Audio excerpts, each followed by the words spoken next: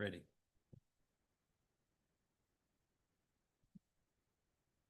All right, welcome to the Hyde Park Planning Commission meeting. Today is Wednesday, April 15th, 2026. We have all planning commissioners present, Mike Mose, Heather Taylor, Melinda Lee, Charlene Williams, and Ned Hansen. Welcome, everyone. A couple students here on assignment from school. How lucky you are to be here. We'll sign your agenda and you can leave early. Yeah, the same. All right. We'll start. Commissioner Mose is going to give us a prayer or thought and lead us in the Pledge of Allegiance. So traditionally we do a prayer instead of a thought, but before I do that, I just wanted to thank all of those who are here. Even though it's compulsory in some form or fashion, we appreciate the time that you spend here and the concern you have for your community and trying to make at least your little part, if not the whole city, better. So we thank you. Our Father in heaven, we're grateful this day for our many blessings. We're grateful for our city, for our community, for the people in it. We pray that we might be able to know or be prompted to make those decisions that will improve and make our city better and more of a community for people to feel welcome in. We're grateful for all that we've been blessed with. We continue to pray for more rain as we start the dry season. We pray that our citizens will be frugal with those things that they have so that we can all benefit equally from them. We are grateful again for all those who serve. We pray for our leaders and we say these things in the name of Jesus Christ. Amen. Amen. Please join me in saying the Pledge of Allegiance. I pledge allegiance to the flag of the United States of America and to the republic for which it stands, one nation under God, indivisible, with liberty and justice for all. Thank you. Thank you, Commissioner Mose. Okay, first up is approving the minutes. I just had one little addition on there, the time the meeting started, and Colette took care of that. Commissioner Hansen? I didn't see anything that I disagreed with or remember. Commissioner Williams? Commissioner Taylor? Nothing for me. Commissioner Mose? Your thumbs up. All right, I'll look for a motion. I make a motion, we approve the minutes as they are. We have a motion by Commissioner Hansen I second. and a second by Commissioner Mose. Any further discussion? Okay, all in favor say aye. Aye. Any opposed, say nay. Okay, that passed unanimously. Thank you. Okay, planning staff report by our city planner, Mikkel Layton. Hi. I attended the American Planning Association Utah chapter conference last week. I had probably 4 really good classes that I wanted to report on. One of them was Planning Commission Meeting Management. They encouraged us to take a deep dive into our bylaws and know what they are and see if any updating needed to happen. They also encouraged us to add into the agenda a portion of the meeting at the very beginning for ex parte communications and disclosures. In case there's any conflict of interest or anything like that, it gives everybody a reminder that they should be disclosing that kind of thing and gives you the opportunity to do so. So I'll make sure to add that to the agenda.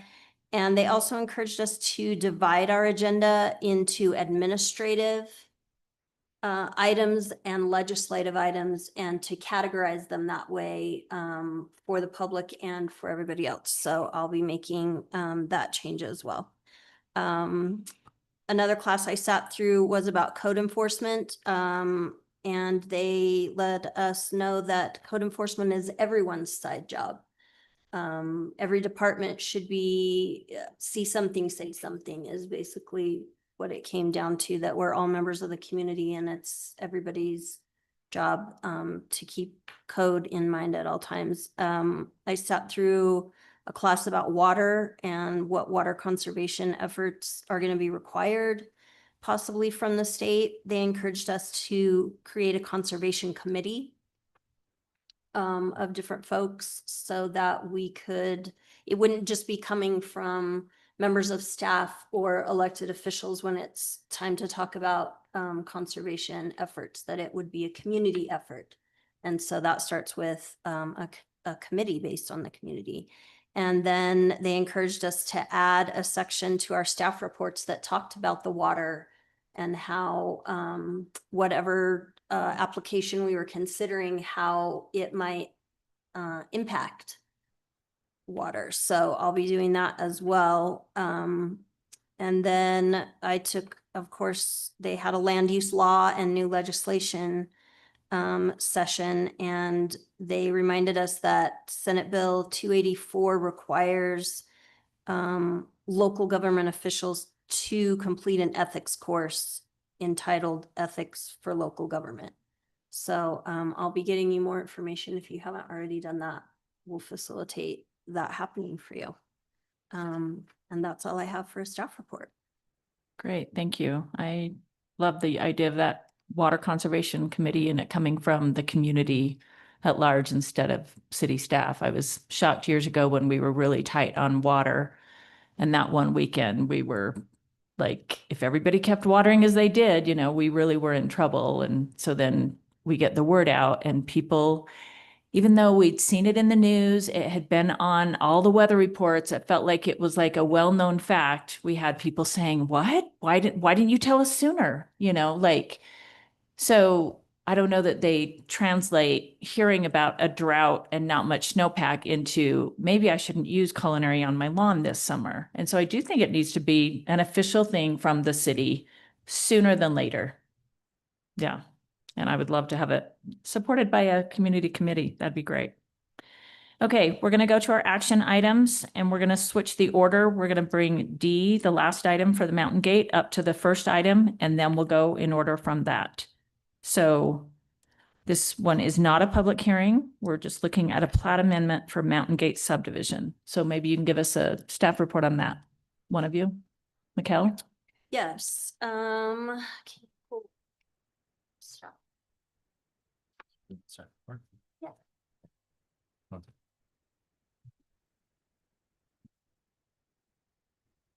I do have the applicant here, so we'll hear a couple words from the applicant if the chair agrees to that at the end of my presentation. But if you've read your staff report, you will see that these two parcels are in the same subdivision, but in two different phases, which kind of adds to the problematic situation that they're in. I actually would like encourage chair to have the applicant come up and explain how currently there's an illegal little parcel existing between the two properties because they went and did a deed recordation to try to exchange property between them without realizing that they needed to do a plat amendment in their subdivision.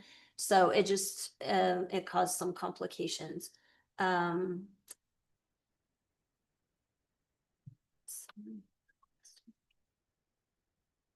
Yep, we heard about that from the county recorder, and so we looked into that. And what's proposed tonight is an amendment to both phases of this subdivision to finish that land exchange for the purpose of one property owner getting a little more property from the neighbor next door.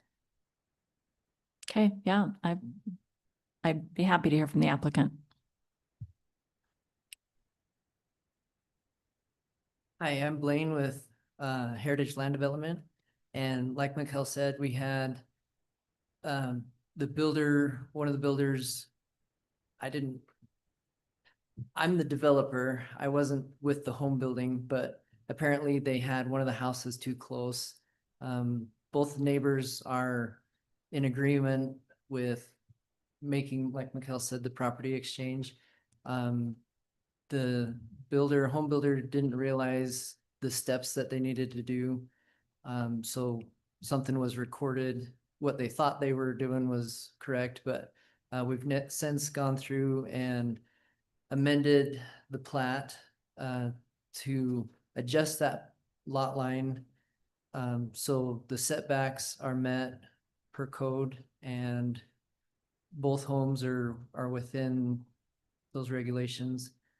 And we think we've covered everything to have it without either cutting off the home or, redoing the home. So this was the next best solution, we feel, so. Okay. Keep that microphone close to your mouth in case we have questions. Okay, but even if this were in the same phase, it would have to come to us. Wouldn't it have to be a subdivision amendment either way? Yes. Yeah, It no would matter be- what, it's a subdivision amendment. I guess it's the title of the plat that's technically a little more complicated because even though it is in the same, all one subdivision, these were two separate phases. I think this subdivision has many phases. Yes, it does. Unfortunately, and this is kind of just a new section of a phase. Yeah. Yeah, this is definitely Hyde Park's biggest subdivision. Yes, Planning Commission is the land use authority for approving plat amendments. Okay, I'll look for a motion and then we can discuss it if there's a second. I make a motion that if everyone is in agreement, the neighbors, then let's do it. I'll give you a second on that one. Is that the technical terms? Let's do it? Yeah. I think in the staff report, there is a motion if you choose to Yeah. use it. Let me look at it real quick. Okay,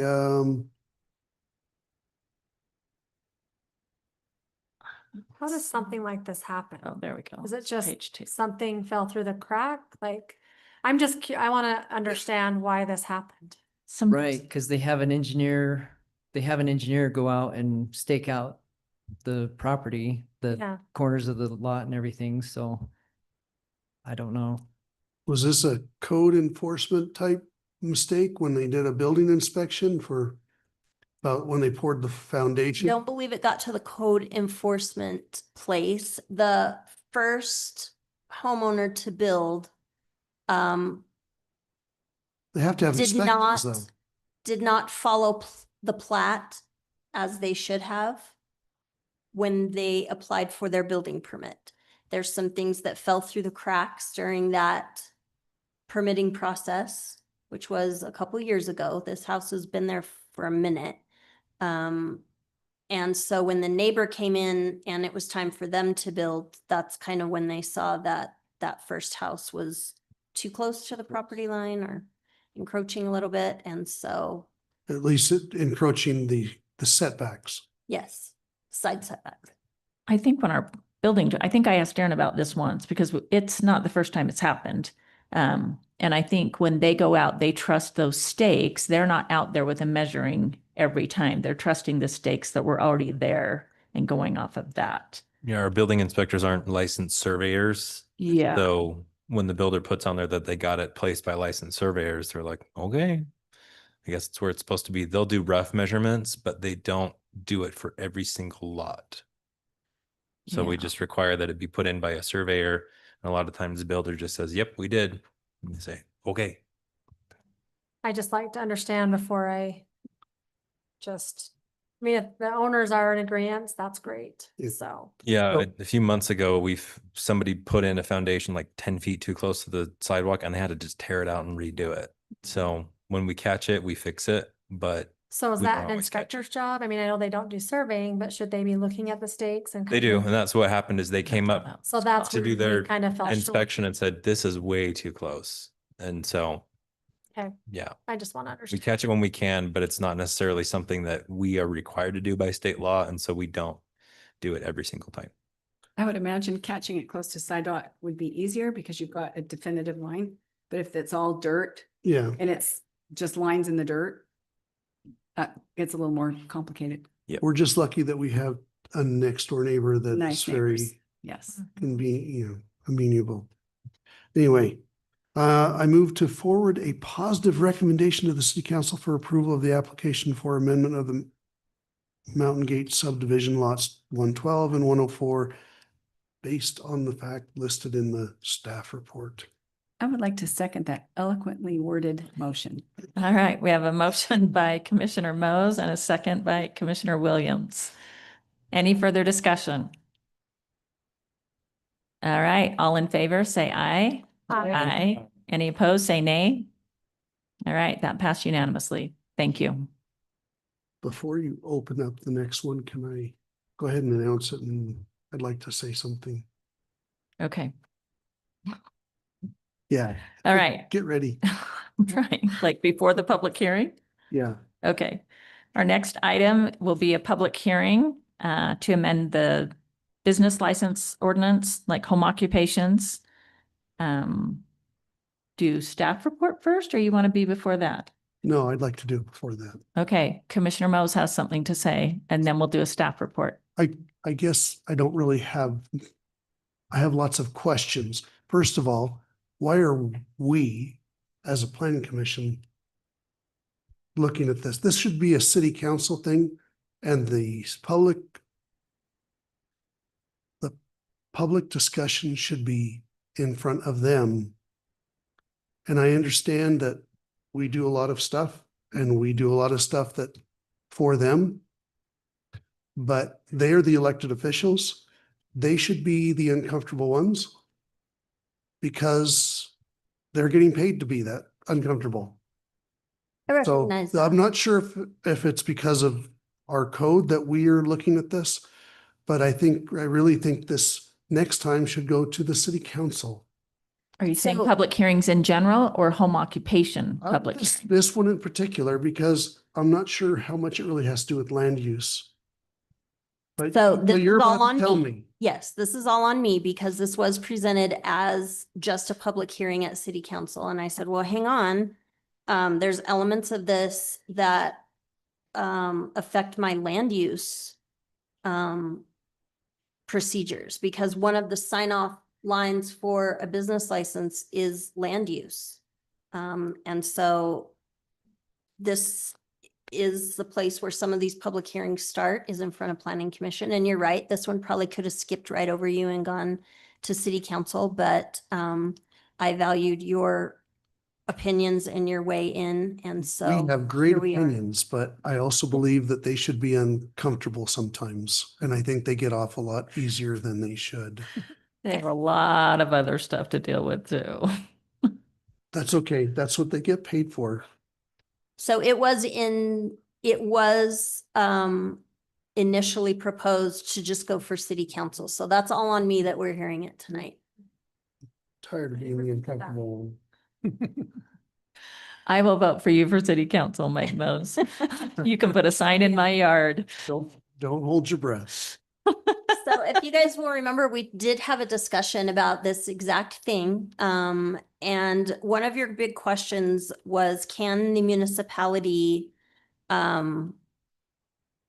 make rules about this? And can we require business licenses for these things? And Danya printed out for me state code to read to you that says, a municipality may not charge any fee for a resident of the municipality to operate a home-based business unless the combined off-site impact of the home-based business and the primary residential use materially exceed the off-site impact of the primary residential use alone.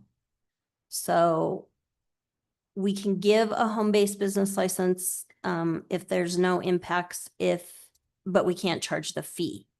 Another part of that code says, notwithstanding subsection 8A that I just read to you, a municipality may charge an administrative fee for a license to do a home-based business to an owner who is otherwise exempt, but who requests a license from the municipality. So there are, when we talked about impacts and things that were additional impact, I think is the words we were using. We can still ask them to get a business license, but we just can't charge them a fee. But if they ask for one, and if they don't need one and they ask for one, and we send, we do a home inspection on that, Mhm. So we can still charge that administrative fee. the home inspection? Mhm. Which we charge pretty much just the hourly cost for the inspection. We're not trying to make money off of those. Right. So I'm gonna let Marcus, Well, I'm just gonna turn it over for questions. I hope everyone had a chance to read it. Are Are we there doing any the specific questions before the questions? public hearing? I guess there is a public hearing. So I don't know, that's pretty much the gist of the ordinance is it's just establishing that fact of state code into city code, saying that we're identifying home occupation with impact, without impact. And then when would we charge a fee? When would we not charge a fee?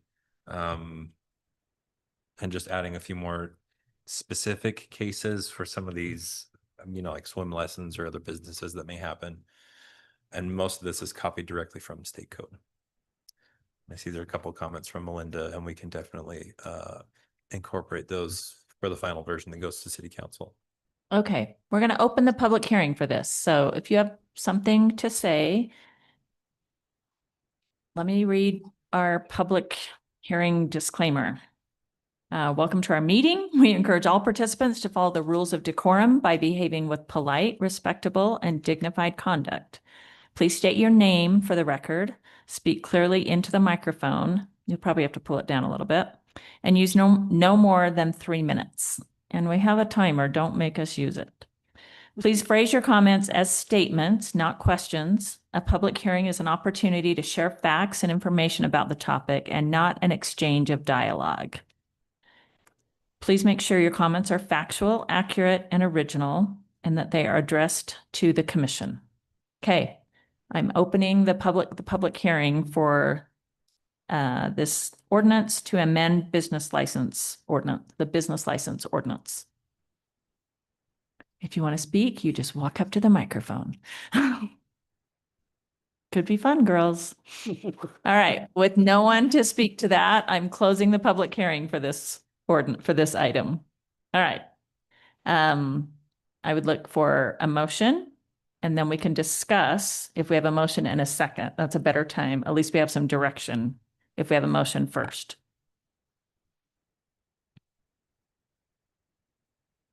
Or if you have a lot of questions, you can ask your question. I got a question. Or maybe a suggestion or something. I mean, in the definitions thing, it talks about material impact, and I'm going, what is material impact? Maybe we need to define that. Where are It you kind getting of, that? I feel like it says that. It says if people come to the property. Which one are you reading? Which? Definitions 4. Oh, okay. Yeah, it says creates a material Maybe we impact should to the have a set of residential neighborhood definitions for by material. having patrons visit the premises. Well, and our ability and authority to even enact this is contingent. It hinges on the definition of material because it has to materially exceed the offsite impact of just the residents alone. To the people around it, to the offsite in the state code. So in other words, if you've got a family that's got a lot of teenagers coming and going, and they've got family in the community that come and go a lot, that's a regular residential use. one more visitor doesn't materially. Yeah, I mean, so we're already hinging on materially. I'm assuming it's litigated somewhere. I don't know. Yeah, I mean, it's just a little bit, if I'm the guy that's trying to say I don't have any impact with my business. Like, I think do they define it later on, kind of saying no, No, it's not I didn't defined? see it. I feel like it's just in the definitions. I mean, I operated a home business for 20-something Yeah. years, Just was going. and I had maybe 4 clients come to my house for 20 years. So I would say I had no material impact. And But, a reasonable person would also agree with that. right, and but that- I mean, But by definition, he did have a material impact. right. So that's the part I'm like, maybe we need to draw the line, whatever the line is, but. Or what about that business, that home business that has delivery trucks coming It, all It talks multiple about times a that. day, It which is, Yeah, Well, we talked about this last meeting, like one car at a time is not really an impact and I agree Right. with that. in a completely. neighborhood. You know, if you're having 20 cars, that could be an impact. right. And that is discussed and. Well, I mean, yeah, I agree. But I see 20 what to- you're saying. or is it Someone could 20 say throughout that the day, an you know, I impact. mean, that it's, what point are we making? Yeah. Is it too much? Is there Yeah. always a car parked out there in front of the house? Is somebody there? I don't. Well, and remember that we're not here to debate the definition. The definition is pulled straight from state code. This is, Does it define what material is, or does it just leave it that way? Just, It just yes, says- by having patrons come to the home. Yeah, that doesn't. That's the definition. we're not asking you to agree with state code definition. Well, We're I- just asking you to adopt it. And maybe I probably interpreted that wrong, you know, because you're right. The way I first read it, I was saying, if anyone visits the premises, that's a material impact.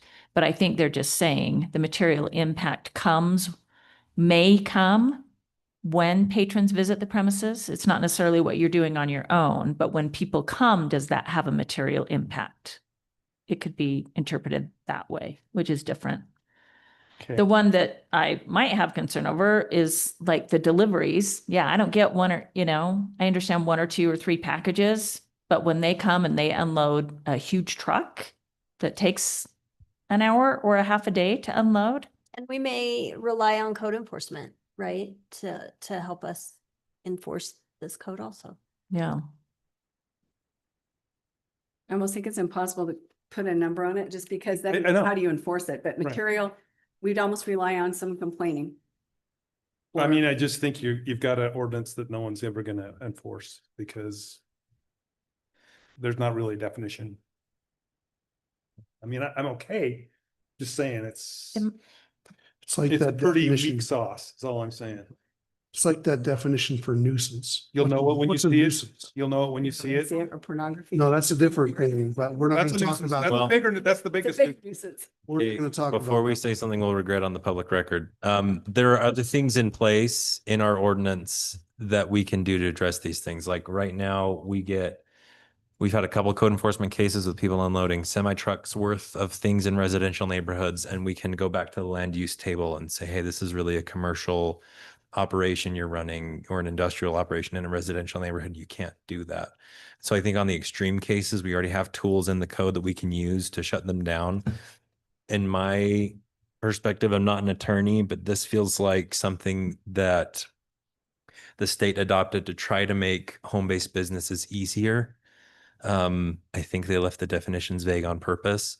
And I know that we're not going to be sending the code enforcement guy to go shut down the person who operates a hair salon in their basement and has one client come at a time. And they're not bugging the neighbors. They're not causing a bunch of extra traffic. That's not really what we're going to be looking for enforcement. So I do like that you changed it. You got rid of like conditional use Yeah. permits and things like that. And so I'm going to make a motion to recommend that we City council. we approve. recommend to the city council Approval. approval. And after we can discuss a little bit more. And I will second that All right. recommendation. Okay, we have a motion by Commissioner Mose and a second by Commissioner Taylor. Further discussion. The only one that I saw was number 7. And I just think of all of the realtors, loan brokers who use wrap on their cars to advertise, and they might be caught in a net unintentionally on number 7. The vehicles cannot be used for the primary purpose of advertising. Right. But- If the vehicle. At their location. Purpose is to transport the people back and forth to their home, then their primary purpose is not advertising. If they're parking that, you guys have seen the big pink dumpsters all around the valley. If they're parking that vehicle in the right of way somewhere and leaving it there for days at a time, maybe it has a different purpose. But I think if it's the vehicle that's just coming back and forth to your home and has a wrap on it, its primary purpose is transportation, not advertising. But we're looking at the site of the home occupation, and I just know a lot of people that buy a car specifically for the advertising and drive it around town, and then they park it at their house. And if they're working out of their house, could that be a net we didn't intend to catch them in because that's their house? It's also. Again, their I car. don't think that's something that we would be going after. We want to make home occupations as doable as Yeah, possible for I- our citizens, and we're not looking for reasons to say no, we're looking for reasons to say yes. I totally agree. I just Might want to make be- sure that 7 couldn't be an unintended net that someone complains about. Like Yeah. like a neighbor that doesn't want them. But even that, I don't feel like it would go that way. I think that neighbor might complain and we would say they're using that car when they do go back and forth. So we are not going to Yeah. pursue that complaint. Well, and even then, we probably wouldn't pursue it unless it was causing some other type of nuisance that we could chase after them in the code that way. Well, I have a home occupational business, as we discussed prior, and I feel totally confident with all of this, because I know I'm not abusing it. So if an issue arises, I would feel very strongly that I don't fall into this. So I think, we can get nitty gritty but I think hopefully the integrity of home-based businesses, the truth will prevail and we don't need to, but it is scary, I agree. But I think it's well written. Well, really, this is what this code was designed to protect, is the low impact home business. Things like daycare, childcare, that's governed by a separate set of state codes. If somebody's business is escalating to the point where they need constant advertisement, it's probably time for them to move out of their home and find a different spot for their headquarters. And so that's what this ordinance is designed to do. It's designed to protect and maintain the true small at-home businesses that don't have an impact on the neighborhood. You would never even know somebody's running a business out of there. But these are, in my opinion, they're written in a way that if somebody's pushing these limits, it's probably time for them to go somewhere else anyway. So can I clarify? So me personally, I mean, I'm fine to use me as an example. I don't need a business license. Right. That just blows my mind. I find that fascinating. I don't know why you wouldn't want a business like that. For you, I mean, it's really up to you at that point, because the city, like we talked about in the last meeting, we could force everyone to come get one, but then we're not allowed to take any fees from that. So then we're just subsidizing with everybody else's taxpayer money, taxpayer dollars to track your business. And so really it's back to the owner. If you want a business for the type of operation you want in that run, and that's going to give you something for insurance or purchasing or whatever, then yeah, you can come to the city and do it. But then we have the authority to say, okay, this is going to cost us some time. Can we charge you for the inspection and for the paperwork that we have to do on our end? And that's why it's done this way. So do you have to have one? That's probably a you decision. But the city is not going to make you come get one. If But all if you're you doing already is have one and you keep renewing it, just stays the same. We just had our trees trimmed and it's from a guy that's local here. And I think he's parked he has big equipment and he's parked it here. And he's feeling pushed out by the city. And so, yep, they're moving to Idaho. So for good or bad, it's a bummer to him, but it's probably better for his neighbors that don't want all that equipment there. So it's doing what you just said, like it might be time to find another place. He's definitely doing that. Yeah. For good or bad. I mean, that is what happens. That would be a natural consequence of this kind of thing. Yeah. All right. We have a motion on the table and a second. Any other discussion? Okay. All in favor, say aye. Aye. Aye. Any opposed, say nay. Okay. That one also passes unanimously. All right. Next item. Are we sure we want this one next and not the next? I The feel like, land use table? yeah, I feel like Yeah, this let's could do go it. on forever. All right. I hate the land use table. And that is on the public record. I think it's 18 Noted. pages. I've played with it a lot, not recently, but in the past I have. Tell you is I would be fine, land use table. I would be fine with I opening don't ever want to see it. the public hearing and leaving it open until the next meeting if you guys wanted a month to consider and for the city to collect comments on this.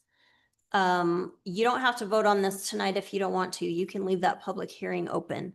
I have added into box Red lines. a document called red lines. This is so confusing. Is it on here? That's the red line. I'm looking at red lines I don't see going, it. So just the form. Okay, please don't get overwhelmed by red lines. What I one? attempted to do using technology was to compare the old. I also did it analog style. I have the old land use table and next to it, I have the proposed land Goodness. use table. If you'll notice what I did is the very first thing I did is change the words discussion item. How did that end up on our land use table? I don't know. It's a typo. But I changed it to uses by zoning district. So I started with cleaning up our code, this land use table by just fixing maybe words that were in the wrong place that shouldn't have been. And so that's where I started with the titles. And then I moved some uses out of the wrong category and into the right category. So the old land use table under residential uses had a fruit and vegetable stand and a stable, which those are not residential uses. You're not from Hyde Park. I'm not either, but I'm telling you, I hope You're in no Hyde one's Park. living in a fruit or vegetable stand. There's one on 8th East in North Logan. Logan that I think is totally fine. I use it. That would be an accessory use to the residential use. Nobody's living in the Oh. fruit and vegetable stand. Okay, Just- okay. No, I can you put the rephrase that? uses where they belonged. So, This won't work in our live work units, the fruit stand. I think it could be an accessory use. Okay. Yeah. If it You says just have a A- walk-up window. If it says. So crossing that off, that's not affecting the ability of people to There you do go, that. Jay. and have Take, an go ahead, open take front. that. No, this is a clean and tidy is what Oh. this is. I've moved the uses into the actual use category. I'm going to give you an example. In the old land use table, if you find agricultural and food production business, it was permitted in the industrial zone, but not permitted in commercial. But where is it listed? In commercial. So why would we list a use that's not permitted in a commercial zone as a commercial use?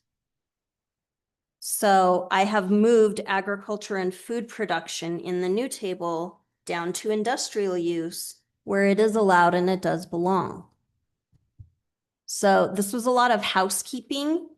One of the other things I've done is, on our land use table, there was a whole column for planned unit development. When planned unit development is not a zone, it's an overlay and its rules fall back on the underlying zoning, which is usually R2. But it had X's and P's and C's, in places that were different from R2. It kind of was trying to create its own uses. And that's not appropriate in a planned unit development.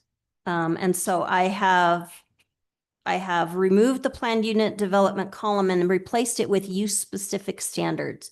And we'll clean up the columns so that use specific standards is at the end.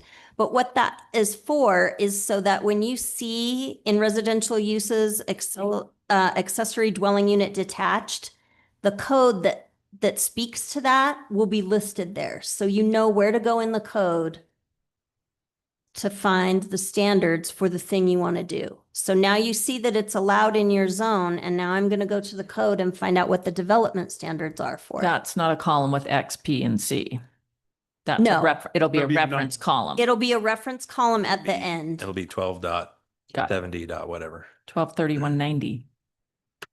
But for aesthetics and ease of explanation, I am showing you that I am removing planned unit development and instead creating a column for use specific standards. So people can go to the ADU code and see, yes, it's allowed, and these are the conditions under which it is allowed. So that will take me a little bit of time to connect code for every use that we've got listed on these many pages. There are several instances in here where we have removed the C for conditional use and either changed it to something to X for not allowed or permitted. And our intention is to revise the development standards for that permitted use so that we're not hearing conditional uses for things that don't require a conditional use, such as off the top of my head, daycare.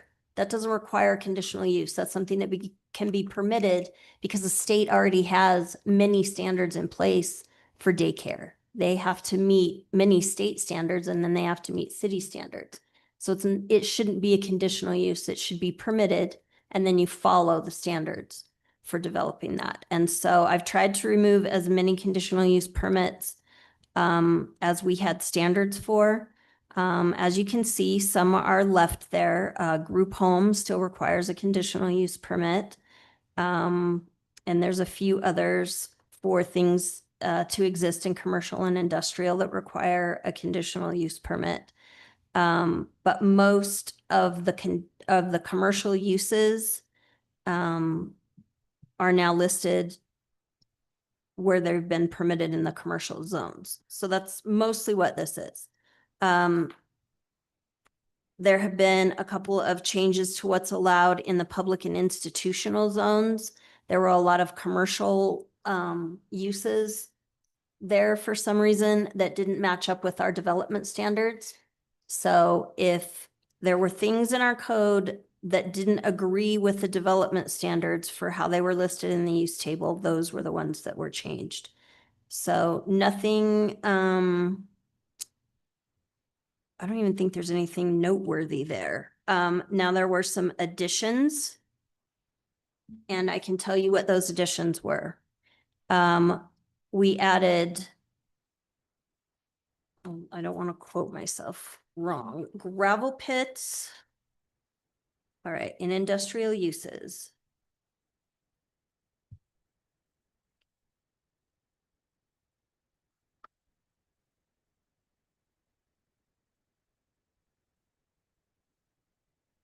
Industrial uses, I did add data center, and as you can see, those are not allowed. There was Because of water? because of water. Because of water. Resource extraction was added to the industrial uses to include gravel, oil, gas, and water. So this is how we don't allow gravel pits in residential areas, is by making them an industrial use for the industrial zone. I've also added detention centers, jails, and prison facilities to a use that's not allowed in the institutional and public zone. And then wind, solar, and power plant. That is in the institutional and public uses and currently not allowed. So as you go through these uses, 1, 2, 3, those were the 4 that were added. If you go through these uses and something doesn't make sense to you, or doesn't meet up with our development standards, please bring that to my attention. But I did spend a lot of time in the development standards section of our code and then going back and forth with allowed uses and not allowed uses. And I've tried to make the best sense I can out of both of those things. Should I have added those use specific standard references as I went? Probably. I did not do that, but there will be an amendment when I have all of those worked out. Some of them have more than one reference. Our code can get a little jumpy in places, but one of the ones you may want to consider is in the residential section. Old Code has boarding house and lodging house. And we allowed those with a conditional use permit in residential zones. And in the new code, I left that off.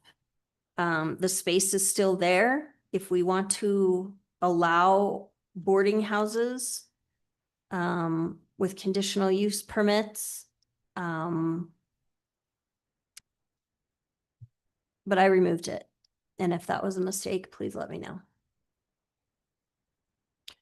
So it's a massive table and I feel like we're a pretty small city. I get that like all these uses, like, is this a normal thing? Like every city you go to just has a massive table like this? No, I think maybe this list has been crafted over time. It has. With uses that were proposed. A lot of cities and in standard planning practice what you have is types of uses, and then you have a way to categorize them. You have things that are not this use and things that this could maybe be an accessory to. And that way a zoning administrator can pull up that table and make that interpretation as you go. So instead of trying to think of every use that could possibly come, instead you give your municipality a way to categorize them as they're presented.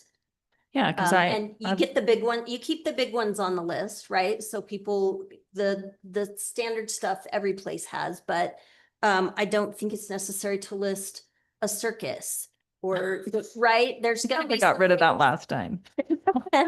that are one and done that maybe just needs planning commission or a zoning administrator interpretation of code, and we call it a day. So no, some municipalities do have every list that has ever been presented to their city, and they made a determination, and the list continues to grow. It just depends on how big a list you want to.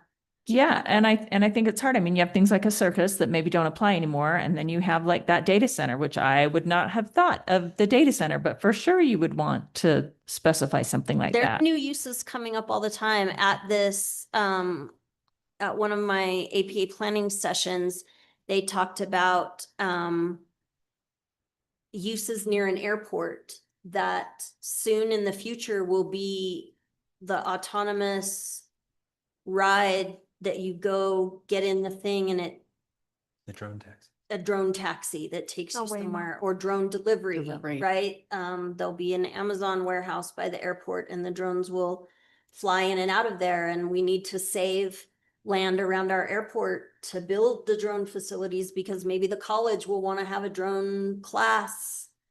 And we need to have a zone for that. Anyway, it's mind-boggling the number of uses that that could be on the list. I think it's best to categorize the best you can and then perhaps set criteria for this is how you determine if this is a residential, a commercial or industrial or other, and then let the chips fall. Yeah, I would much prefer to have generalizations and then leave it up to someone to interpret instead of try to like, oh, that's a new use data centers, like we didn't get that on there in time. Someone applied for it before we thought of putting it on the list. Like, Sure.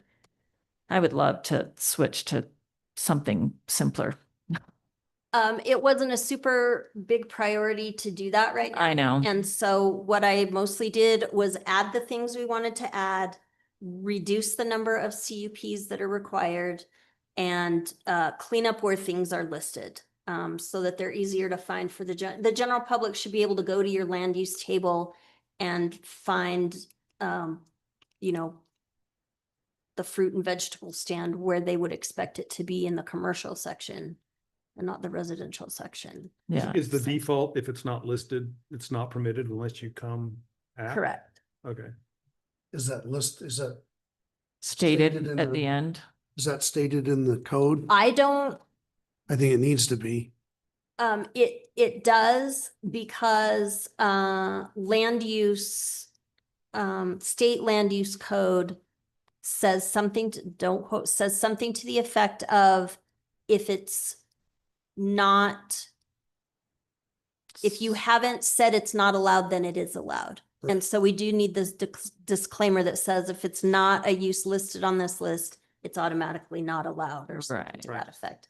Yeah. Well, Without- I do appreciate all your work because I've played with this and you print it out on as big a paper as you can and it's still not big enough. And so, Yeah. yeah, It's a fun, it's I- a fun. I One appreciate it. suggestion on the data center, because a data center could just be like 2 racks of computers in some people's definition.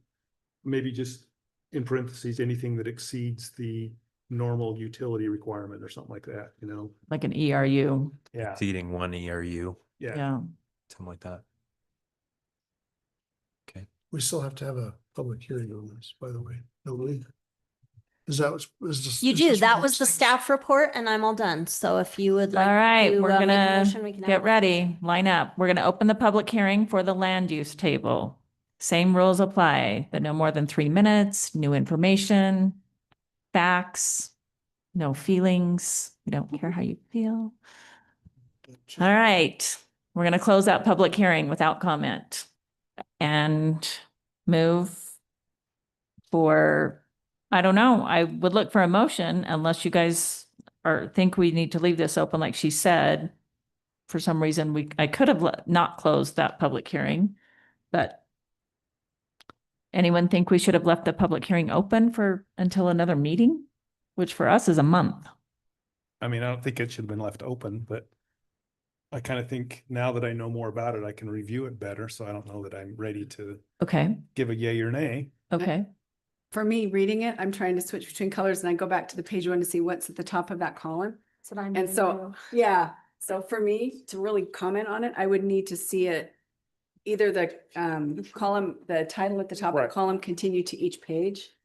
Or I'd have to print them all and glue them in a big column. Right. One of the two. I guess And- my recommendation or thought would be, we give it till our next meeting for anybody to review it. You can submit comments certainly to table Mikhail, it. and so that we could try to vote on it next time. Is there anyone here for this public comment on this subject They didn't get No, up. nobody stepped forward. that came? Okay, All right. I mean, do we have to, I have a question as we study this. Just even the boarding house and the lodging house, I'm thinking of like Providence has homes being purchased for rehab within subdivisions. Is that what you're meaning on? No, boarding that's houses? more of a group home. A boarding house is somebody who owns a home and then rents out the bedrooms. So all Oh. around campus Okay. or in, on the Facebook Cache Valley rental, you'll see all the time. I Have a need to bedroom. sell my lease Okay, for my so do room we in have this house. something for a group home? Do we have that? Yeah, we have a whole code for that, and We that do. is one of the categories in here. There's just so many categories I have. There's just not a reference to the use standards there yet. I've got it kind of underlined for you. It's right there. Group home. And so in general, you have all your uses down the left side and across the top is each of our zones. And so we have to say for each use, whether that's allowed or not allowed in each individual zone. So you want to add 5 more zones, you're going to add 5 more columns to this table, unless we can generically say residential, but I don't think we can. We have to state every. Yeah. To keep all of the columns. I think and again, I think this is a good use in this area, has to be backed up by the ordinance, right? Our development standards in the commercial zone, our development standards in the residential zone. These have to be uses that can meet standards. And so, whether they should or shouldn't be in the zone has to come down to how our ordinances are written. So as you read about these uses, make sure you go into code and read what goes on in the commercial zone and. Is there any way we can get the titles would that be a lot of work to copy and paste over? Cause I am going back and forth. So the titles on the Excel spread, if it's Excel, is there a way to force it when it prints that at the top of each one, the column You can do title that. keeps showing up? Cause And you can do it, you can set it so that Yeah, when you it's just- scroll, And can you also add like lines every 3 or 5? Like give us a dotted line or something, just so that we're tracking something all the way right and left. We know what line, we're on the right line. that'd be helpful. Thank you. Cause I do want to look, I'm looking at it, but I'm doing what Heather's doing. I'm going back and forth and I'm like, am I on the same spot? you can freeze the heading and you can freeze the first column so that everything moves and they just don't. move. Within that. That would make it easier to look at for sure. The format that this is housed in our zone is not an Excel spreadsheet, so, Okay. it's, yeah. This we was a can lot of work definitely- though. We can definitely do some copy paste Good and work. work that out. Work. Oh my goodness. Well, the original one was Excel and we copied and pasted it into code. We've changed it a few times, but I can probably dig up the old Excel file No, and we can I'm just saying, mess it's with gotta it. be hard to format things someplace. And when you spend time formatting things and moving the stuff and finding the code, that's why it takes 6 months to get code written and passed, right? Because in the meantime, yeah. There's a lot that goes into every little thing we do for sure, but yes. Okay. Can So, be done, will be done. Yes. so ma'am. if we don't vote on this tonight, we need to formally table it. Yes, Continue it to the next. I make a motion, we table it. I second that. and there you go. All right. We have Commissioner Hanson has made a motion to table this or continue it to the next meeting, and Commissioner Williams has seconded that. Any further discussion? Okay, all in favor of tabling this to the next meeting? I, Say aye. Aye. Any opposed, say nay. All right, we will table that to the next meeting. Great. We don't have to have a public hearing again though, do we? Right. No, it's This already is the done. public hearing. Okay, Yeah. good. Okay, last public hearing for the night. We are on to the land disturbance ordinance, and this is our hot topic that we're talking about, like retaining walls, moving dirt, and whether that should be the developer versus individual homeowners. So let's have a staff report on that, and then we'll have that public hearing. Well, as you can see from the small 3 pages that this ordinance is, it isn't as groundbreaking. I didn't mean to do that. It's not as groundbreaking as you would think it should be. We've started really small with just this land disturbance ordinance. What this does, it allows us to make legitimate our grading permit and our infrastructure permit that we currently require for folks who are going to do large disturbances of dirt or put their infrastructure in for their subdivision. Previously, there was no permit required for that. You could just start digging ditches and putting pipes in the ground, and you didn't have to say anything to anybody. So we've instituted this permit, and now this makes that legitimate, that you have to have your stormwater in place, and that you do need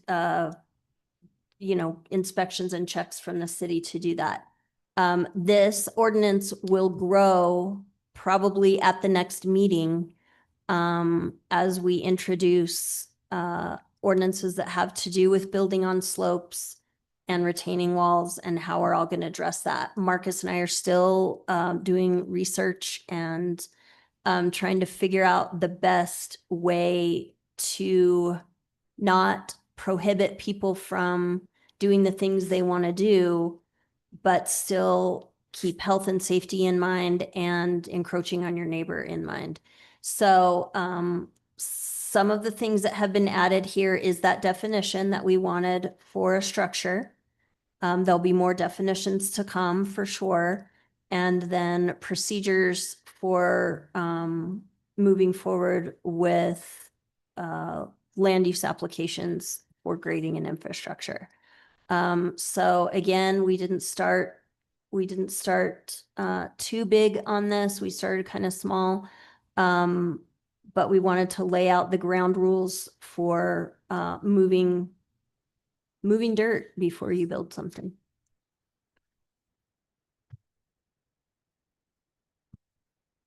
Okay, thank you. Okay. All right, so yeah, we've got on that first page, under definition, structure, any physical addition to land that requires a building, land use, public works, or fire department permit to construct or modify. To come up with that definition, I did go into my planner's dictionary. They have several really good definitions, and they cite the municipality that they took it from. I tried to get it down to just the most basic, not a paragraph definition that I could come up with, that just lays it out. If you need a building permit for it, then it's a structure. Does this involve slopes? Would slopes fall into this? There's not, if there is a mention of slopes in here, it is not, Landscaping? No? it's not, no. Okay. Right now, we don't require a permit for landscaping and we want to keep it that way. We don't want people having to come down to the city and get a piece of paper so that they can plant flowers. Like that is not our intention at all. And so I think that's, But landscaping with retaining walls probably If- requires. In the if the, setback. if the retaining walls require a building permit. If they're just decorative boulder walls that are just a couple feet high, that's between you and your homeowner's insurance. All right, we have this last public hearing tonight. I'm looking for, volunteers. Okay, we're going to open the public hearing for this land disturbance ordinance. Same rules apply as I read the first time. Come on up. All right, with no comment, I'm going to close that public hearing and open it up for a motion or discussion. Commissioners? Just a motion to discuss. No, I mean, you can make a motion and then we can still discuss it. 'Cause there's so much in this. It's huge. Well, yeah, we definitely wanted to start small. And like I said, at our next planning commission meeting, we'll probably have some big additions. Yeah, again, the main objective of this is to create a framework to start building a program, right? Right now, we don't have any way that we're monitoring and tracking this. And we've had some situations in our developments where people go and just start moving dirt and it creates all sorts of problems. So if we're motioning this, it's not, it has to go to city council. It's just a Right. recommendation. It's just a recommendation. But how do we, if city council passes it, how do we add on to that? We just have to start. Amendment. At next planning meeting, we'll have an amendment to modify Okay. the land district. I make a motion. I think we have to start somewhere. Okay, yep. So I make a motion to recommend the Hyde Park City Ordinance 2026-06 and ordinance creating 1230-300 land disturbance. Is that what I'm supposed to say? I You don't- recommend city That's- council I'll approve. recommend that to city council for approval. There you go. Okay. We have a motion. We have a second. Is that you? All right. We have a motion by Commissioner Taylor and a second by Commissioner Mose to recommend approval by the city council of this ordinance. And I had just petty little corrections in there. As far, yeah, further discussion right now. Yeah. I was just saying, Things too, but put a dash and that city approved and.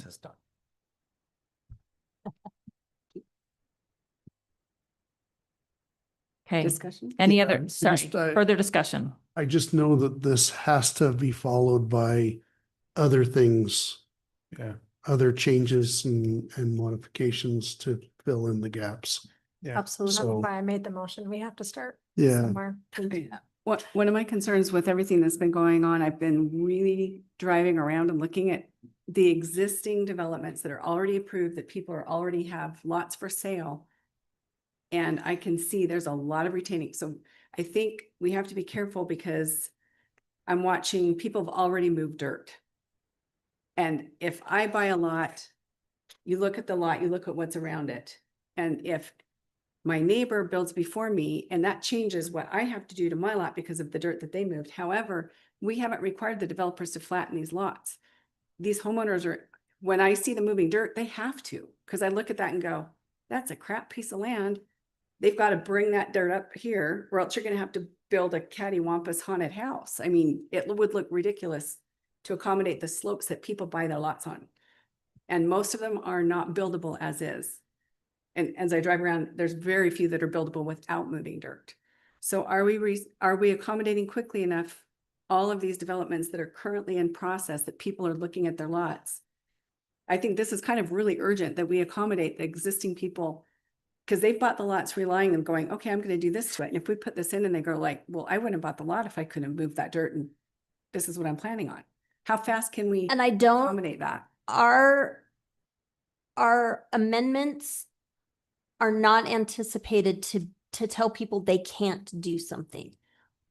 What they will be is, here's the way you do it. You have to get a geographic study. What is that called when you do the? Geological study. There you go.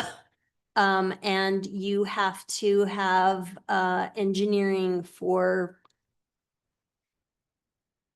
These are all the things we're trying to figure out. For your but- house Yeah. plan to fit on the lot. Well, yes, and is your house too big Yes. for Do your? we not first- require that right now? Do we Not in the R2 zone. In the R2 zone, there's not a max lot coverage. So you can build a giant house on a lot in R2 and then be mad that you don't have any yard because it's all on a slope, instead of building a smaller house and saving some of that for yard. And Mm. that's kind of what we're dealing with right now. Yes, we want people to be able, property rights are number one. We want people to be able to do what they need to do, but we want them to be wise about making the choice to buy a house on a slope instead of And not make, making the choice to buy a house on a flat lot. and not make their problems their neighbors' problems, because that's also property rights for the neighbors. Yeah, and most of our lots have slopes. I mean, if you actually on look, top? yeah, Yeah. most of the newer where people are East gonna of 400, custom build. yeah. Yeah, where people are custom building, I haven't found a really good flat lot yet. So in building code, though, there are requirements for geotech, lot stabilization, all sorts of things, and we do impose those as part of building permits. What we have not done is had it be incorporated into the development process. Like places down in St. George, you'll probably notice there's a lot of subdivisions built that have massive retaining walls around every single lot. And that's because the city of St. George years ago saw this problem and said, we probably should address that. And so now it's incumbent upon the developer to make a lot that's ready to build on immediately. I think we should And do so that. that's the ultimate end goal of this process. But to start, we wanted to start with this framework to start creating a permitting process and start outlining guidelines for how we want this to be approached. Yeah, I got a question.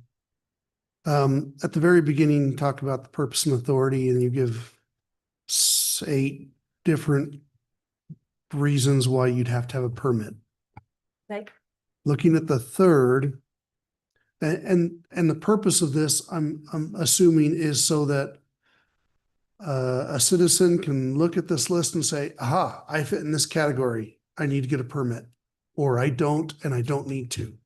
None of these things apply to me. Right. and So I shouldn't need one. Number 3 is too vague Okay. in that what it says is land disturbing activity of less than 1 acre of land, if in the discretion of the city engineer, such activity poses a unique threat to water quality, air quality, public health, or safety.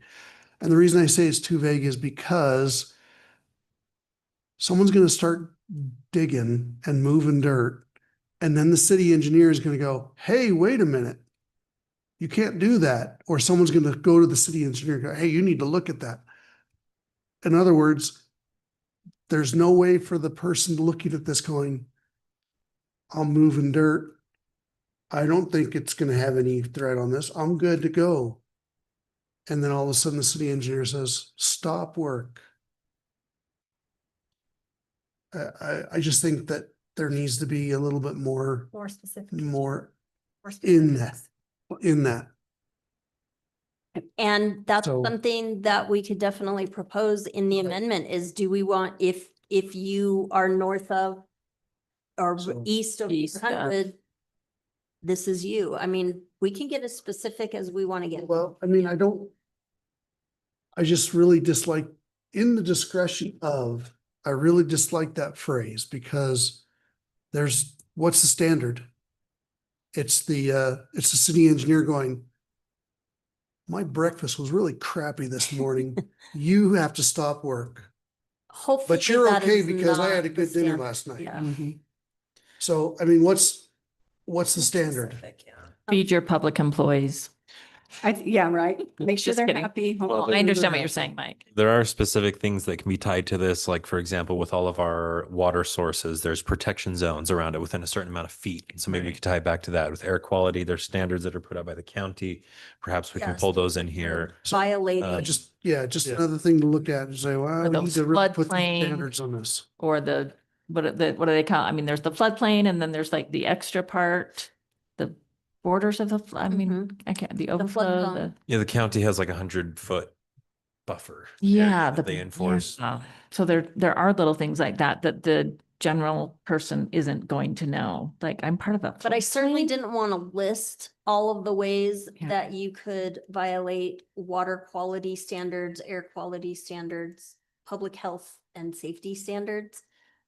So I put it on the engineer and not the zoning administrator. Well, Oh, and I understand, but I mean, Right. the standards aren't set up so that anyone could say, okay, yeah, or even the engineer. Uh-huh. Well- He doesn't know what standards is he using. He has no idea. what would be the harm of eliminating number 3? Because in the discretion of an individual human, analyzing whether it's a unique threat to water quality, air quality, public health, or safety, that's Yeah, what's unique highly, in that one? I would rather have us keep it and Maybe you put put the it- mandate back on us to add more specificity. Maybe you could just put in parentheses there, until more details developed. You could ask the city engineer before you start. Or we could run this by Yeah, the 'cause- city attorney to give us alternative language, but I think we need to keep it because There are There's- exceptions. there's a couple of instances, particularly in my mind, that I'm not going to say for the public record and to waste everybody's time, but this Slow. definitely happens. And we definitely want something in the code where we have some teeth to go back and say, you can't do this until we know what you're doing. Causing these things. Because I think using the word unique, if we could recommend According to this. for or whoever counsels for the city to look at that, because unique threat, I think it would need to be it would need to be detrimental to public health. I mean, we need to show it's a negative impact in some way, not just unique. I mean, unique's just original. And for me, that word is not a justification for not letting someone move dirt on their property, their personal property rights. There's a lot of weird lots and a lot of things we could say, that's unique. I guess what I'm saying is it forces someone who may not need to at least come here and say, hey, I don't know if I need to apply for a permit. I need the city engineer to come out and take a look at it, which then pulls the city engineer away at a cost to the city and the constituents here, whether or not, Better safe than sorry. yeah, but at the same time, I don't, again, the standard's there. I don't know what the standard is. Yep, we Usually- could definitely make it more specific. Yeah, I mean, usually that city engineer, we know where that floodplain is in Hyde Park. We know where the wells are. We know about those boundaries and those buffers for things like that. And so oftentimes it shouldn't be that, oh yeah, let me come look and jump in their car right then, or say, oh, I have an opening in 2 weeks, that's detrimental to the builder. I think in general on those, even though, it says like unique threat, we as a city staff, they generally know about, okay, in Where this the area, we problem do is. have this. And it's not the entire Mountain Gate subdivision, but it is that one part that covers 2 different phases.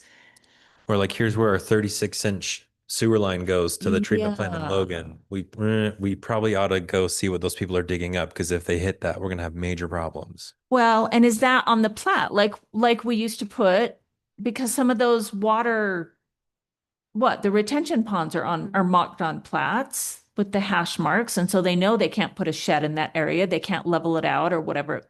They shouldn't put a should shed know that. in that area.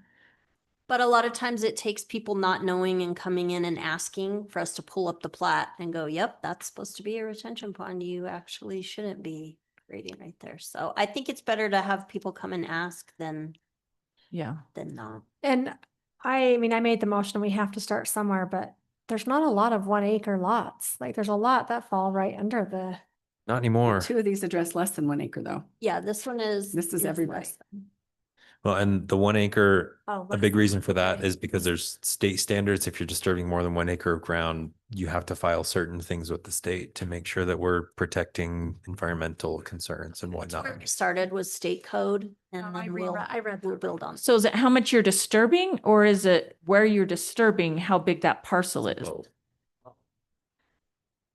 Generally, we're most concerned when it's more than 1 acre of land. However, like we said, sometimes people are disturbing less than that, but it could be around sensitive infrastructure or in a source protection zone. And so, yeah, that probably in those cases, this will be more of an enforcement tool for us to come back and say, hey, you didn't come get a permit, and we need to know how deep you're digging and how far you're going, because you may run into this.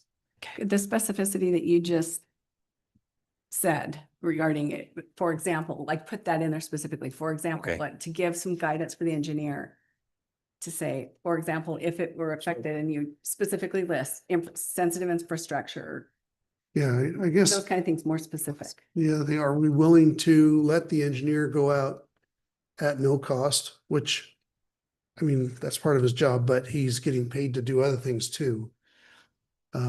To check these things out, to say, yes, you need a permit, and then he'd get paid or the city would get paid and could pay him. And typically the reason there's a lot of parts in our code that defer back to the city engineer. The city engineer really is a contracted firm, but the reason why it goes back to the city engineer is because that's generally a person who has adequate licensure and knowledge about things to make that kind of call. Yeah, no, I get that. But again, it's like, reviewing plans and not paying the application fee and then someone withdraws the plan and we've wasted all this time, man hours.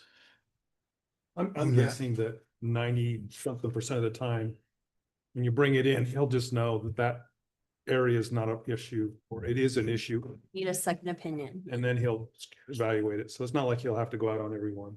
Correct. And again, remember, this is gonna change. This is the starting point, and we're gonna amend as we go. Okay. Mayor Cox, did you want to say something? State your name. State your name. But we don't need your address. Why not during the approval process of a development, identify those specific lots That's what I was thinking too. that are on sensitive slopes, that meet certain requirements? That way, somebody that's buying a lot, they know it. Yeah. They haven't done it. should. I think we do that already, don't we? That's- We do that. It's on the plat. Those. Well, Not, it's- not every parcel that we develop is in a subdivision. Just remember that. On the GIS, but what's found on Cache County GIS isn't necessarily found on that development. The neighborhood plat for a development. So if they identify the ones that have the slopes, all of the things generalized that, hey, this one, if you're buying this lot, it's got the steep slopes, it's got, you know, a sewer line, that's already gonna be identified, but things that would, you know, there's challenges with ravines, with storm drainage and all of those things. If you identify it during that preliminary plat or DRC, when the engineer is looking at it, because we don't want homeowners or lot guy people calling our engineer to go up there and running up a bill on us. Right. We don't want that. So just a thought. I thought we had those. I thought we had sensitive lands drawn on there, just like we do the retention ponds. Yeah, a lot of the times if we have subdivisions, for example, the Lone Cedar subdivision that's up there kind of on 1,000 and 200, 1,000 South. east, 200 South. south. We had them mark off on their plat where the sensitive lands were, so they didn't have their building envelopes going over there. Yeah. Uh-huh. Generally, during the subdivision approval process, we'll do that. The problem is a lot of the times it's after the fact when the developer's coming in and trying to create those building lots that they create those disasters. And so, yeah, anytime we can get ahead of this and have it be put on a plat or noted in some kind of agreement or something, absolutely, we want to do that. But a lot of this is probably going to be implemented as after the fact things. I mean, we don't have people out policing the entire city looking for people doing illegal excavation, and we're probably never going to have that. But what it does is it allows us, if we find something and it's a problem, we can call the city engineer and say, hey, I think they've hit something important. And if we can't figure it out on our own, this gives us the ability to go back and have somebody, or if we have to have a report for the courts or something, we have a process and a procedure to get professional input for that. So are we going to be doing this for every permit? Probably not. We just don't have the manpower. But this establishes the process that we should follow, especially if we have something where we're getting legal concerns. Thank you. Quick question, number 8 feels overly broad because if it's in list form, we have to be able to read them individually too. Land disturbing activity involving grading, that's every single lot. Land disturbing activity involving placing fill, that's pretty much every lot. So we're basically telling everyone that is buying lots right now, you now have to get a land disturbance. You need a land disturbance permit if for you're gonna every do, lot. if you're gonna do more than just basic landscaping, yes. So this will, So by digging up- virtue of number digging 8, up- it affects every single lot that we currently have for sale. In the Mhm. Potentially. Most often your grading is permitted with your building permit. This is for stuff that doesn't have a building permit associated with it. So is there somewhere that this specifically states that land disturbing activity involving grading does not need an additional land disturbing permit, that it's included in?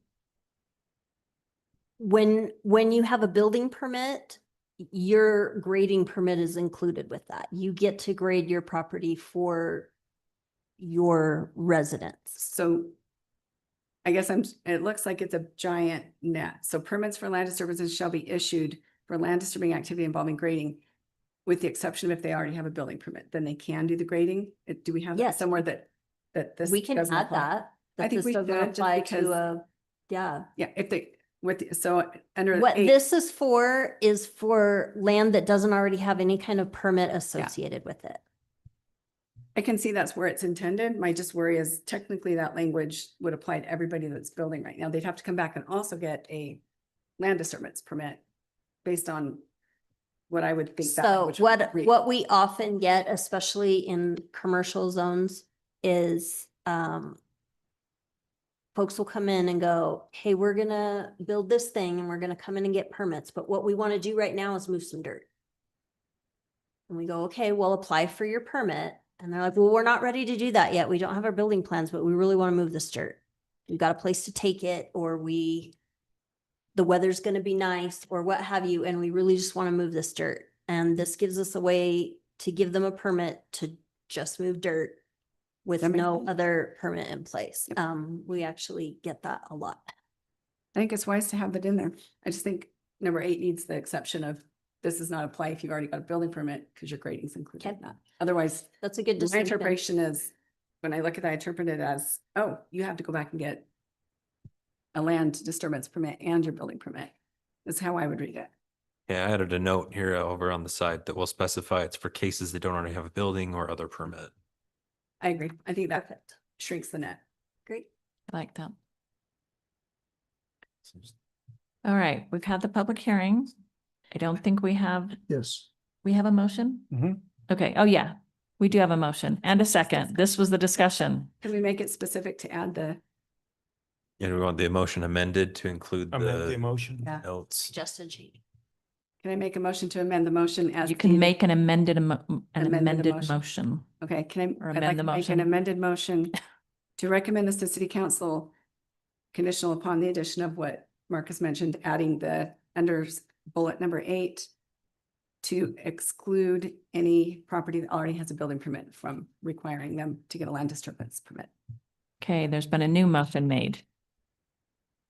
We'll For an second amendment that to the first So motion. is this a third now? Is it No, no longer a sorry. second? This is the second, No. and Commissioner Taylor just seconded it. So we have 2.1? a new motion from Commissioner Williams, and Commissioner Taylor just gave us a second for that one. Any further discussion on this? Okay, all in favor, say aye. Aye. Any opposed, say nay. All right, that passes unanimously. Okay, discussion items, modifications to the mixed use zone using the temporary zoning ordinance provision. Not sure. So in the workshop, Marcus talked about the temporary land use provision. It's often referred to as a moratorium, and when this discussion came about from the last rezone we had, if you guys remember, the ask was to rezone commercial to MX, and the question was from DRC was, are we losing too much commercial to MX? And that's how this discussion came about, because currently what we don't have is a multifamily residential zone that just allows townhomes or just allows small apartments. So is that something we need? And do we need to do it in a hurry so that some of these MX developments could pivot if they wanted to? This discussion is directly related to the discussion that you all had for that last rezone on MX. Does staff need to take steps, or steps are not needed for MX to be part of this temporary land use provision? Staff, did I say staff? No, I didn't. Oh, good job. It's a good question. I think That's why I put it on you. It's not I for would us think- to decide. I was thinking, based on our workshop discussion, it just seems like that'll be part of that. But I don't think you need to do anything else now. Does that make sense? Okay. Yeah, and I guess that's the question is, are we spinning our wheels if we include that? Or do you think that's a worthwhile endeavor to try to tackle that with the other residential updates we've discussed? I think we're kind of spinning our wheels. We've already kind of passed it, correct? Haven't they already been rezoned to mix but that's what's scary, I feel like, when we do approve and we pass or we recommend. Cause you're really relying on the developer, right? We ask all these questions and they say they're gonna have it be mixed use. Can they go back? Well, what we've noticed is a lot of these mixed use are struggling with that commercial aspect of it, especially if it's small. Because they're doing so many townhomes that it makes, Because they don't know what direction to go with that commercial. They don't know if they should be building one good-sized commercial building or if they should be Multiple making small ones, They're yeah. not sure, and so it's leaving kind of I think a that, portion of their development in question, and it makes it hard for them to commit to the rooftops, which is what we want. I Because kind of this think that commercial- falls on them if they're wanting It to does, develop, But we Sounds like a personal problem. we Yeah. kind of tied their hands with that, I guess. but What- didn't they want a mixed use? Like, we changed They only some. want to build town. It was the only way they could build townhomes. To I most think of we us, a need the workaround. commercial though. We need. I think we do. Give up too much if we let them get off the hook. I think agree. I think we leave it as is. That's I my. But I mean, personal I still opinion. think it could be a discussion, you know. so if we're doing something, you would still want to have a commercial element. You wouldn't necessarily want us to remove the commercial element from MX. The city needs commercial. And if we were to create some kind of code that allowed just townhomes or just apartments, you would want that to be completely separate from MX. We have the transition zone. We still have that, or we? change Yeah, that? we're gonna work on changing that one. At all. Well, maybe So we that's- could think that as rethink that. We've talked about rethinking that. Yeah, and that's because part of that's our been a list dud. is to redo that I based on the think we conversation should- we already had. Think about putting multifamily homes or residences in the transition zone because of where it is. If we change it to anything, I would advocate to change it to more like a PUD that is directed toward first home buyers. Right, which is the discussion we've already had. And I Right. think that's the direction we're planning on taking the transition zone. But maybe not along Wolfpack Way, because that's, Well, if we do it that way, then it, you know, you like, It's where it already we, is. Sharon yeah, said. side would be mentioned okay. Well, one of the back things, Toward Wolfpack Way. So you and have it's- an entrance to the development and it. Right. one of the things that was talked about at that last session was maybe it's not called transition zone anymore. Yeah. And we call it something else because the transition isn't going to happen the way that we pictured it. And instead we create residential tiny lot, single family or whatever we're going to call it. Right. And then besides that, would you be supportive of creating additional code specifically to address townhomes and apartments, or are we not ready for that yet? We, I think that could be part of the general plan land use discussion we're gonna do pretty soon. Okay, but not necessarily make code and development standards for it? well, right now we have one development already that has actually two developments that are approved to put an apartment in. Uh-huh. One at the bottom of the street here and then one over kitty corner from the high school. Those are the two that I'm aware of that have approved. So the one kitty corner from the high school has expired. They Oh, never good. did, make never it did across the anything. finish line, and that's been more than a year ago. So what happens when that happens? What does that mean? We have to Um, reapply? Yes, Whoever comes next, there's a big for sale sign out there. Saw a for sale sign. If, whether it's the same people or new people, they would have to come and start the approval process over from zero. Yeah, and that on the for sale sign, it says that it's been approved for this. it was at one time, for sure. Yeah, And we've, I know. We struggled with that, commercial aspect, and I think if we would have had an apartment-friendly zone, we would already have apartments there. There's there's no commercial unless it was on the bottom. It was on the floor. bottom floor. That was the part they struggled with because that particular group was ready to build the apartments tomorrow. But to get their financing to work out, they had to get a commercial partner on board before they started construction, and they could never find. Different requirements than Yeah. just strictly residential. It's complicated. Right, they Okay, could never well- find a partner. Beside that, we have one apartment that's going in. We don't know how it's gonna work out. We don't have any idea how the community is gonna react once it's built. It was done through an agreement with the city. Which had plenty of public hearings that Yeah, nobody showed and up. lots of public hearings. We get it. Yeah, they said, okay, but proof of the pudding is once it's done and how people then react to it and how the people there react to the city, I guess is a nice way of putting it. So I don't know if I want to do any apartment only zones at this time. How about that one lot that feels like it's in North Logan, but it's in Hyde Park boundaries down by the high school? Which one is that? Across the street? It's because it's south of our 600 South. We had someone come talk to us about that. Yep. And they talked about putting pads up and making like food truck pads so that the kids could leave school and get food there. And that's about as far as that went. We've also had someone with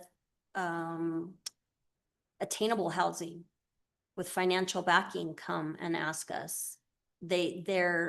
Their financial backing from the government doesn't allow them to do commercial, just residential, and they could build nice apartments there today, but our commercial requirement for the MX zone prevents them from doing that.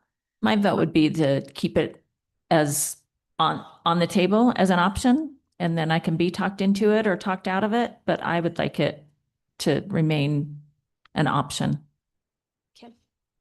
Okay.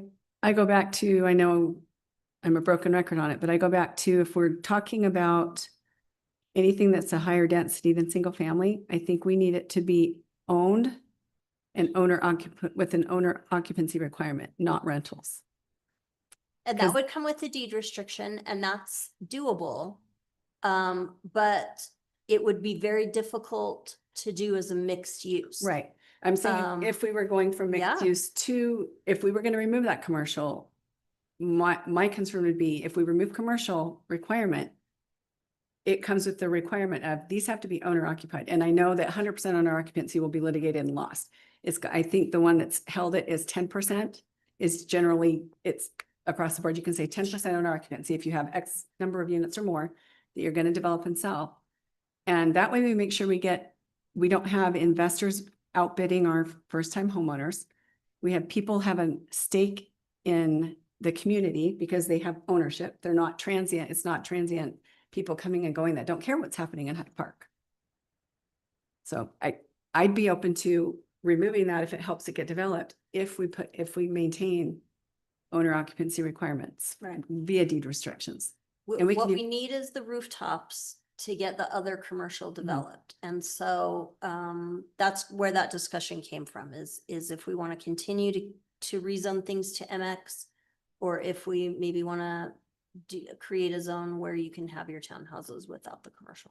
And so we would get the rooftops faster that way so that the rest of the commercial could develop faster as well. Because, I mean, we want commercial now, but it's not there. The market is not there now. But once it is there, like commercial is going to want to come in. Once we have the- I mean, someday we're not going to be saying, please, someone come here. It's going to naturally come once we have the rooftops We're and just trying the to the pop. With a way that we can expedite the Right. rooftops and make it easier for those that want to build the rooftops to build the rooftops. But Yeah. I'm like, that's our only good commercial land. And if we're giving up what we have, I would agree. we don't have anything left for when they. Location. Then maybe we do, I what agree. about the partial rezones? Like, can they ask for just the Wolfpack Way half of those long skinny strips to be mixed use? And maybe those are all sold anyway, but where we do have those long ones and the other you know, the one long end is on the highway and the other long end is on Wolfpack Way. Didn't you say we can partially rezone a parcel?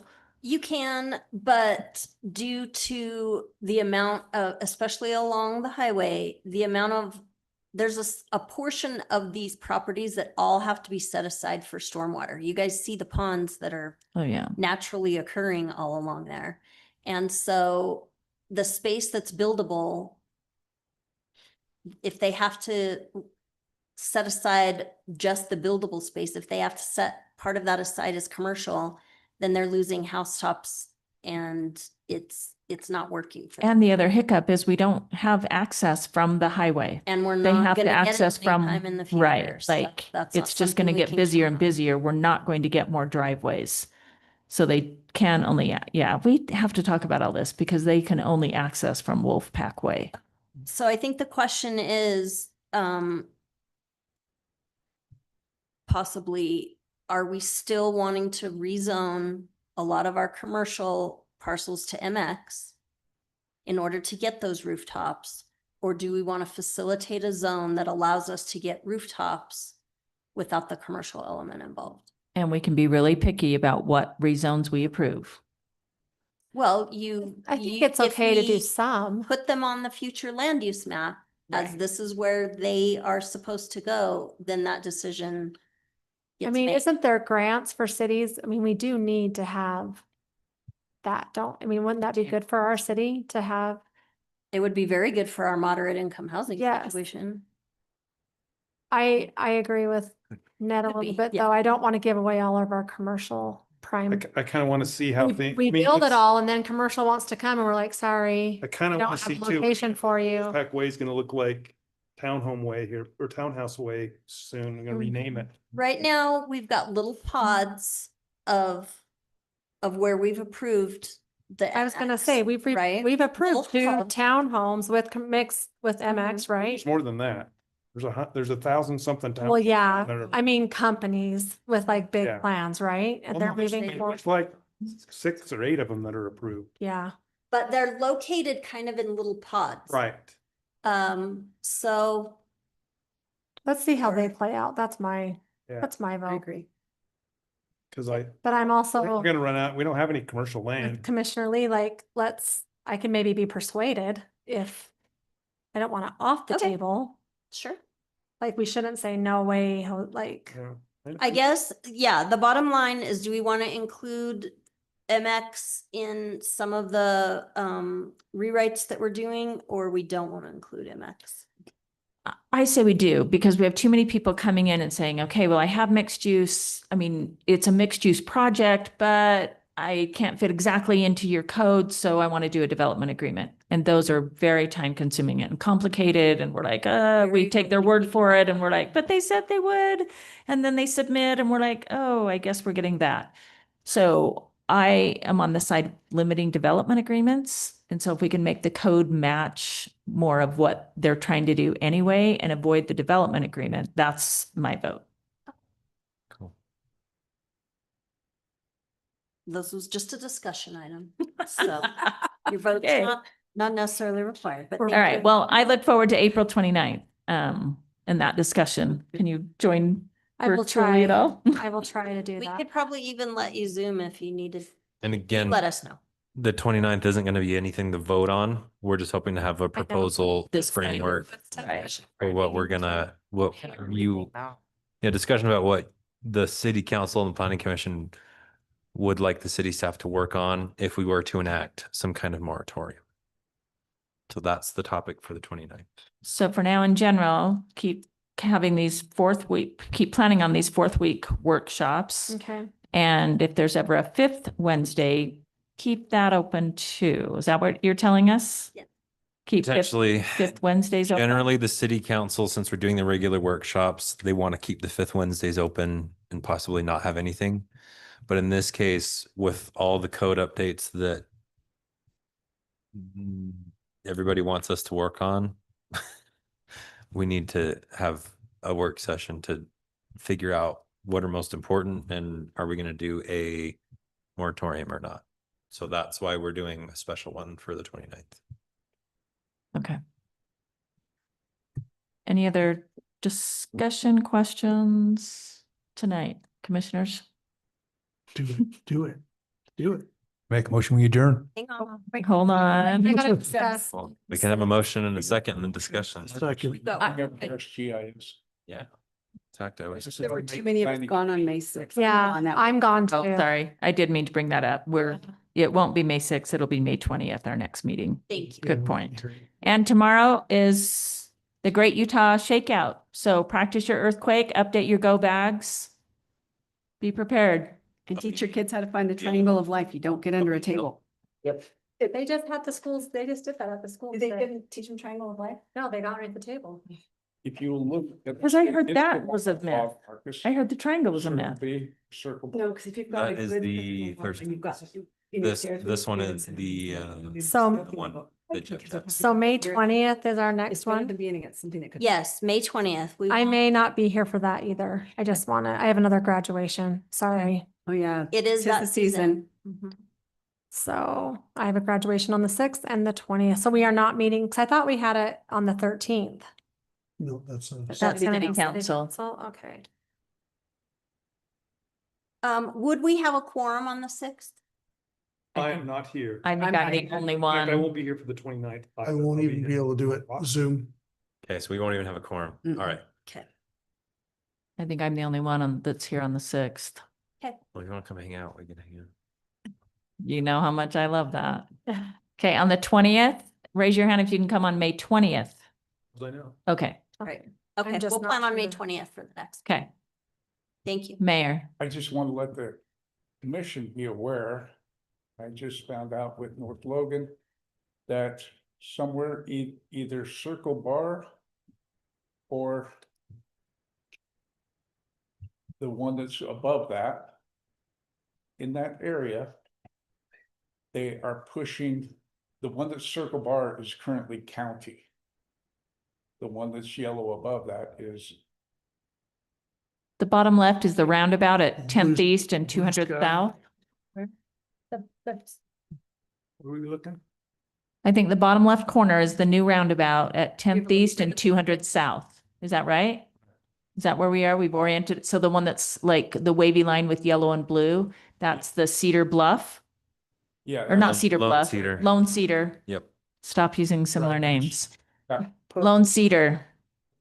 The second south that goes up to that roundabout. So just to the right of the blue is Circle Bar Right, S. and then there's blue sky above that. Yep. Yeah. Okay, and what about those? North Logan has informed me that the property owners are. Yeah, I'm not sure which lot it is. They're pursuing trying to get a gravel pit. So Oh, and it's county property? I'm not sure if it's county or if it's ours. Oh, you State of can Utah put that line on. Utah City. We haven't got any applications. No, but you can put on the border of our city. Yeah, well, the borders, Well, it's the colors. It's the Yeah. color. the things that are City. in color are in city right. limits. If it doesn't have a color, then it's in Then the it, county. sorry, Gravel- okay. Gravel on the. So Blue state- Sky would be Hyde Park City. Correct. Circle Bar is county. To be Circle Bar. Or they could, Yeah. well, they can apply for it in the county, couldn't they? Uh, They could do a gravel pit through the county. Is there any Not requirement annexing. when they do that to do an impact So study regarding all the traffic gravel through the residential? area? Deemed by the state as. believe it or Essential. not, Gravel is a precious mineral. Yeah, I talked to, okay, go ahead. I'm sorry. So that's what they're pursuing, and I think specifically, what can we do The west side. to Yeah. challenge that? I think we got to take some action as a city, whether we limit the tonnage of trucks coming down the road, The mountain. things like that. Yeah. Like in our transportation plan, add some restrictions for, how about in our transportation plan, we had restrictions I think- on size of vehicles that can go on those residential roads. I think there's something, well, then that prohibits cement trucks from going up there to develop too. But that's temporary. That's not a commercial use that's continuous. Commercial use, I'm just bringing it up because I think we need to be proactive and see if we can catch up to this and try and get ahead of it. So transportation plan, adding weight restrictions for commercial use that's continuous and ongoing is something that would be an urgent matter. So Put the I- speed limit at 10 miles an hour on Second South. Mike would Oh, love that. gosh. Mike Um, would like that. That weight over. I talked to the ombudsman's office about this because we had rumors of one that they were trying to put in our city up on on the hill. Okay. And as it was not a permitted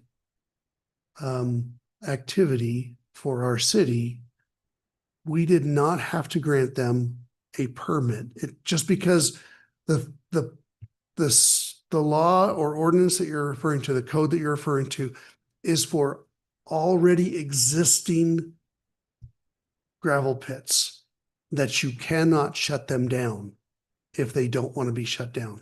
Okay, So it had nothing to do with new ones that's good. in areas where that is not permitted. You didn't have to give them a permit. This, however, as it's county land,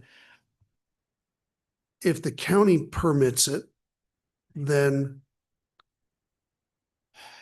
I don't know what we can do other than go down to the county when they have a county council meeting and issue our strong objection to that as it affects both us and North Logan.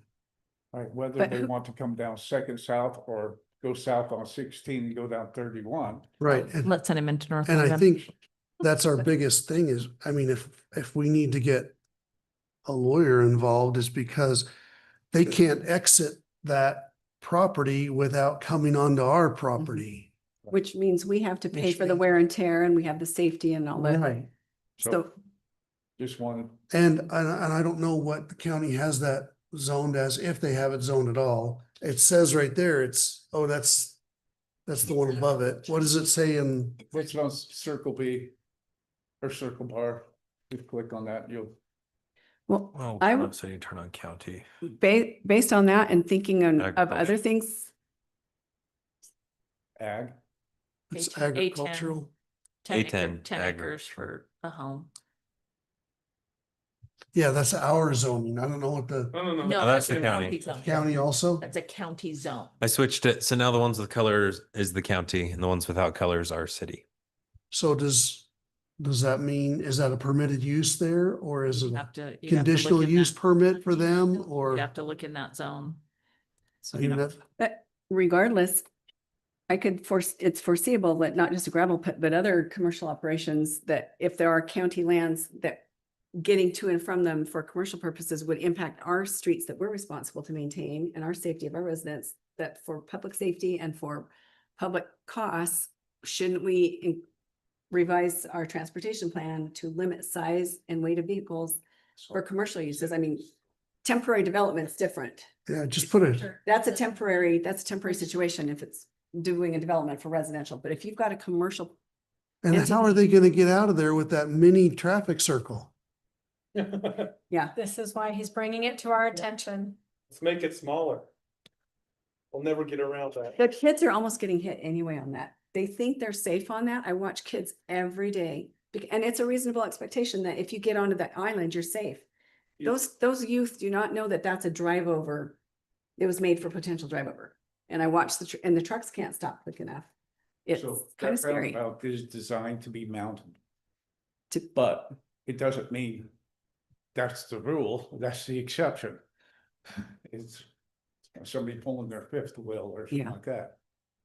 But not for commercial We going should put over. a pedestrian bridge over 200 South, only 8 foot tall or whatever, you know, like they're going to McDonald's. I like that. Well, that's good to be aware. Okay, I think our transportation is a priority.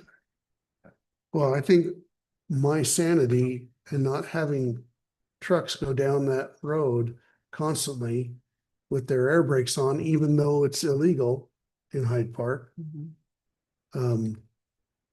Yeah. I guess I might as well start planning on moving. That 200 south. My wife won't stay here with all that traffic. Yeah. Speed bumps every 100 feet. Can we add that? Can we add the transportation, adding that I've been- to our I've been planning asking meeting? for speed bumps for 8 years. So You should just do on your own.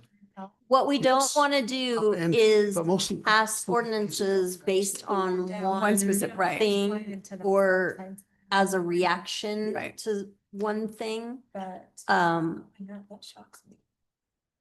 I would Just be, want to see how fast they can go. yeah, I would be surprised if anything moved forward on that parcel without it having to be annexed to a municipality that could actually serve it. Is that under our annex plan or is that North Logan's? It's Okay. ours. Sorry. Well, I would think not necessarily in reaction to the specific issue, but the fact that I had never conceived that that might be something we need to address. And now that we think about it, anything else in those areas that could be developed It's for already- any, It's already in our land use ordinance or our table. It's not permitted in any residential area. But you Well, tabled that's that. in our land. So that's in Hyde Park. So Our table what? said you tabled the, Till our next meeting. we tabled the table. Oh, no, well, it's already in the current one that you can't have a gravel pit. Right, but that's. She's saying it's not. Absolutely. She's saying it's not in our current one. It's not in our current one? I'm pretty sure it is because that's what I looked at There's- to talk to the there's ombudsman a about. temporary land use ordinance about gravel pits in our code. Now, there's something in code about mineral extraction. I can't remember what it says, but Well, whether they're mining for gold, gravel, or whatever, I think we should probably look at the fact that we don't have the budget to maintain our streets for that kind of commercial traffic. We maybe need to address that just for for any future uses, anyone might be considering. That would be like charging Smithfield residents more money because they're using the pathway. Yeah, gravel pit's not on the. Okay, That's called a toll road. toll road, yeah. it's a conditional. Just got- use. I'm a big toll road fan. Yeah, I it do was appreciate the expensive. way stop, by the way. Yeah. But I see the 150 more. benefit of it. I really do. You're waiting for it? No. Oh, I it's think in? It's in. I'm loving it. Oh, Should have okay. been there 20 years ago. What Okay. was it? A four-way stop. Oh. 400 east and 450 north. All right, without objection, I'm going to adjourn the meeting. No objections. Thank you, everyone. Thank you, staff.